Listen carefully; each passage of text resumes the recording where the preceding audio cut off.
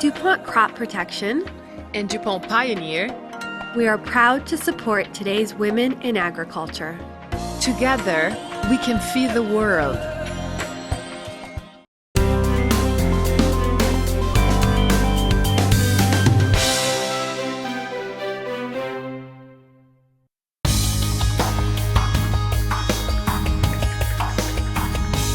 Haney here with RealAgriculture.com, and I am really fortunate right now to be talking to Shirley McCullen.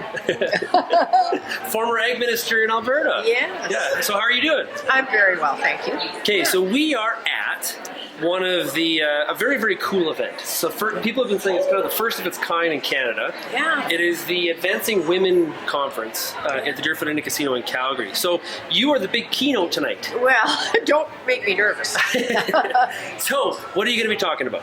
Well, I hope recounting a little bit of my experience as a rural woman in a number of different occupations, you might call it, or adventures. I think a little bit of that. I hope a little bit of imparting the importance of rural women and what they bring to us as an Alberta economy, to us in the world, actually. So, you know, your story is very well known, as he's from rural roots to, very high position in provincial government.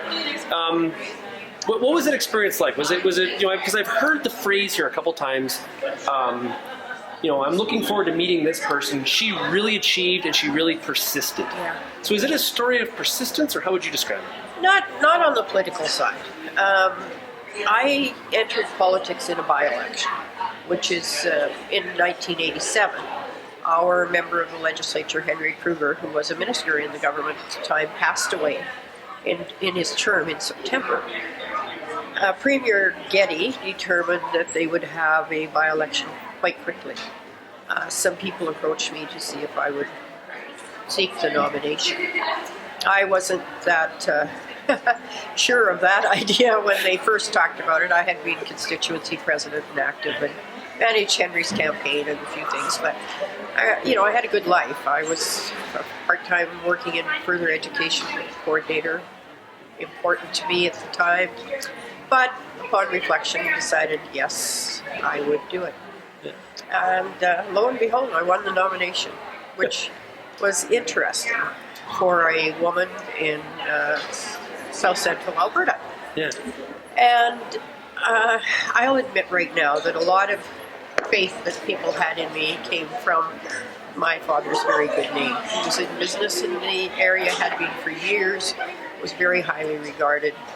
And many of them told me they'd give me one chance. You obviously executed on that one chance. Yeah, we made it. So it was a by-election. Governments didn't normally win them. Ken Kowalski had been the only government member that had won one, so the chances would even continue. Well, I did win the by-election. 14 months, and there was another election, decided to go again, and the rest is history. I contested 5 elections after and had wonderful opportunities. So what's some of the advice you can give to the female delegates here today in terms of trying to build that career and working in an industry that for a long time was thought of as a wrongly as a male industry, and there's obviously you're one of the ones that has really achieved lots. What advice do you have? Well, I'm going to tell a little story tonight, and I'm not going to tell it to you now, about an experience that I had before I entered politics when I was working in further education, where I attended a farm women's conference in the north, and so I'm going to tell that little story tonight. And I think it has its roots in the fact that many of us just didn't realize the breadth of what a farm woman did to impact the success of the operation. And I think that's what has really changed.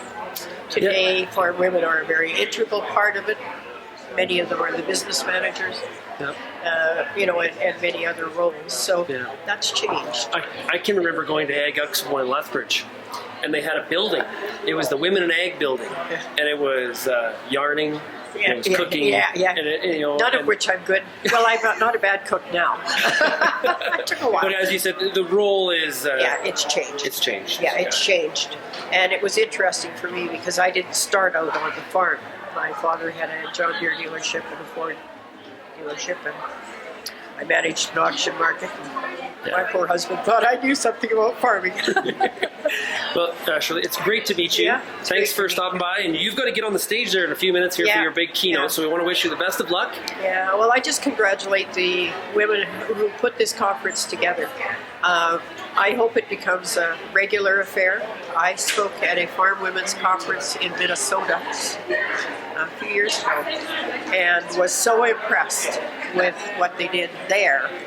So I'm really happy that they've put this together. And, the speakers are good.